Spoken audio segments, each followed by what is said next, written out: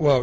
jërëjëf Moustapha d'abord man bëgg naa quand même rectifier benn affaire bu Ramatoulaye wax sànq. wax ni xeex bi feneen la woon. moi je pense que Yewwi Askan Wi c'est une coalition responsable. du yow yaa leen di wax nu ñuy xeexee xeex bi feneen la mooy la yow yaa leen di wax nu ñuy xeexee. mais je non may ma rek s'il vous plaît. bi ngay wax dama la déglu également de non bi ngay wax dama la déglu da nga may déglu. sinon bu ma booy waxaat dama lay dagg de. man moom non dama koy wax de. man ngeen rek laa mën man soo fekkee ne damay wax nga may dagg sooy wax dama lay dagg.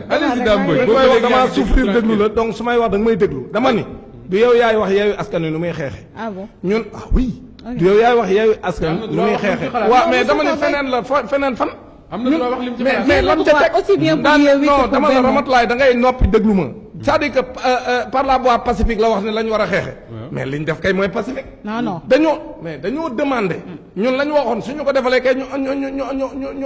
ñu respecté li ñu sunu engagement pacifisme bi ñuy imposé. mooy ñun dañ ni nañu permettre nit ñi ñu manifester de façon pacifique état bi di wut fitna di jaay doole. ba ñetti nit dee ci day moo tax man sànq may démarrer ma ne président Macky Sall moo rey ñi dee loolu laa gëm parce que li ngay wax noonu. ñun loolu lañ bëggoon. def comme le 8 ñu autoriser ñu dem manifester de façon pacifique kenn du xuseeku ba kenn di dee loolu mooy dëgg gis nga nit. bu dëgg jotee da nga koy wax mais bu ñu leen waxee trouble à l'ordre public may ma rek s'il vous plaît madame. soo fekkee ne waxoo dëgg da ngay wax safaan wax. liy dëgg mooy da ngay dut baaraam ci kii tooñ. ki tooñ mooy constitution Sénégal constitution Sénégal comme ne ko maam Biram liire sànq moo permettre la yow nga am droit exercer ay droit ñu ñëw bëgg la koo xañ di wut ay lay bi nu luy wut d'abord gouverneur du moom mooy réguler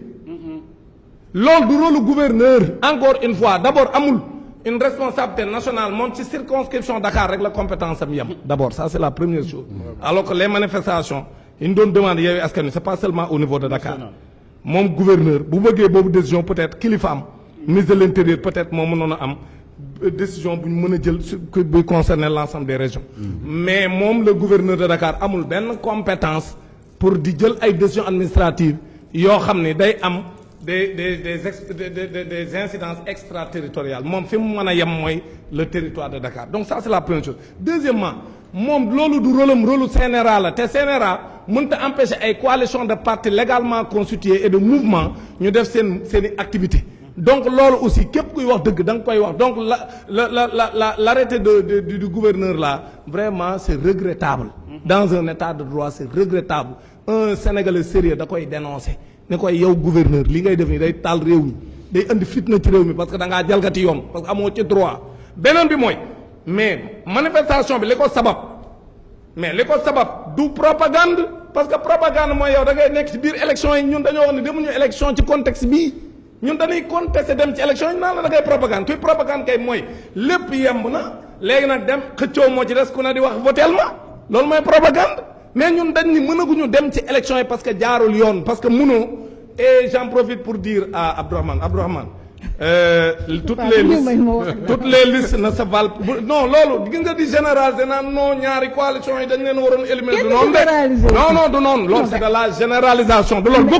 bokkuñu li tax ñu éliminer leen moo tax ñu ni jaay doole da ci am xamul tax les gens mélangent l'irrecevabilité et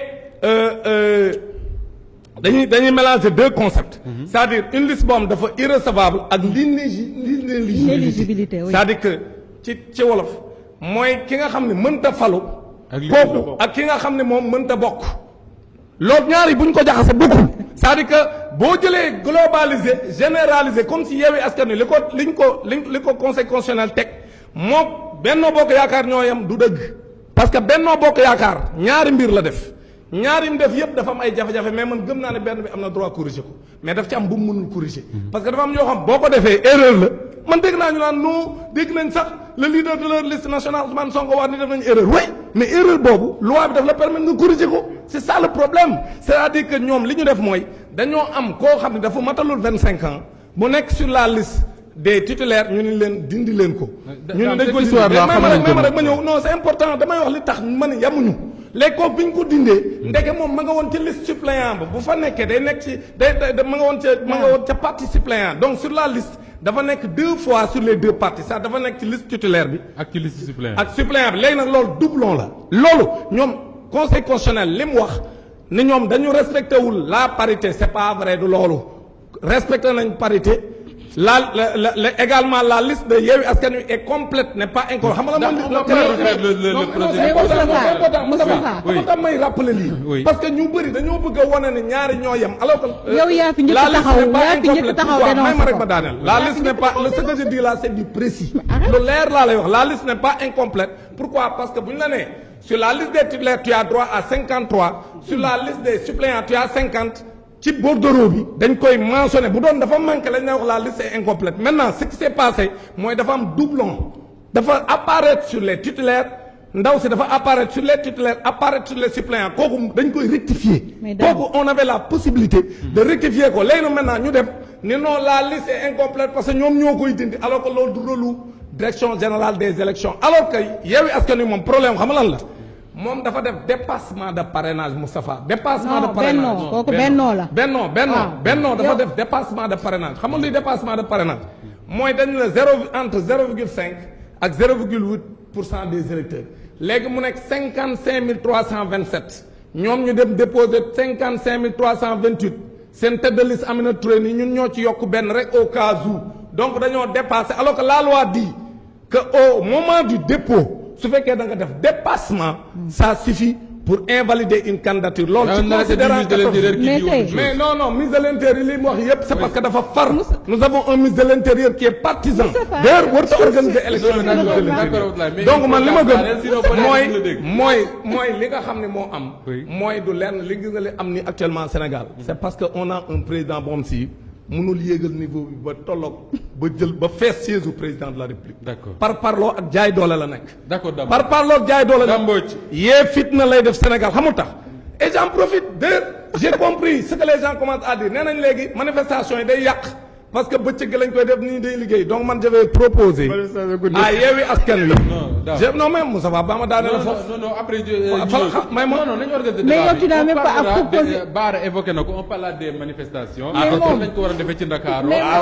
est-ce que mënuñu dem ba jam ñaajo wala feneen ci autoroute ba bàyyi leen ngeen manifestation on en reparle ak heure Moustapha moom mii waaw d'accord moom mii di wax tey naan Yewwi Askan Wi ceci cela yaa fi njëkk toog wax leen erreur bi ñuy def lu nekk dal nga leen ko tey non defal naa la erreur amul Ramatoulaye del déglu nit ñi dama ne la nee naa la erreur am na même la tête de liste nationale de Yewwi Askan Wi nee na erreur am na mais erreur boobu c'est une erreur qu'on peut rectifier alors code bi dafa am yoo xam dañ la mën nga ko rectifier ak yoo xam mënoo ko rectifier Yewwi Askan Wi erreur yi mu def mën na ko rectifier alors que Benno Bokk Yaakaar ñaari erreur yi mu def benn bi mën na ko rectifier mais beneen mënu ko loolu nag mënoon nga ko teel a wax xam nga loolu mais yow li nga wax du loolu xam nga loolu teeloo ko wax je dis une chose également j'ai parfaitement le droit de te dire à Yewwi Askan Wi que manifestation bii ñu def bala may ñëwaat defuñu ko j'ai entièrement le droit foofu moom fi yow da ngay wax waxet bizarrement c'est erreur laa wax ne Ramatoulaye c'est pas vrai ci li nga wax ni xoolal waa régie nañu rappelé ñoom waa régie li ma waxoon dama ne la erreur la am na à l'époque j'avais dit que effectivement ñoom ñoo def erreur bi dama la jëru muy sori xoolal waa régie je leur demande ñu couper li ma waxoon dama ne la l'erreur là je dis que Yewwi Askan Wi moo ko def mais c'est une erreur qu'on peut rectifier et là-bas j'avais cité xoolal je me rappelle bien j'avais cité même Ngouda Mboup c'est Ngouda Mboup qui a dit que mën nañ ko rectifier loolu je l'ai dit dans cette émission dont tu parles donc Ramatoulaye ce que tu dis c'est pas vrai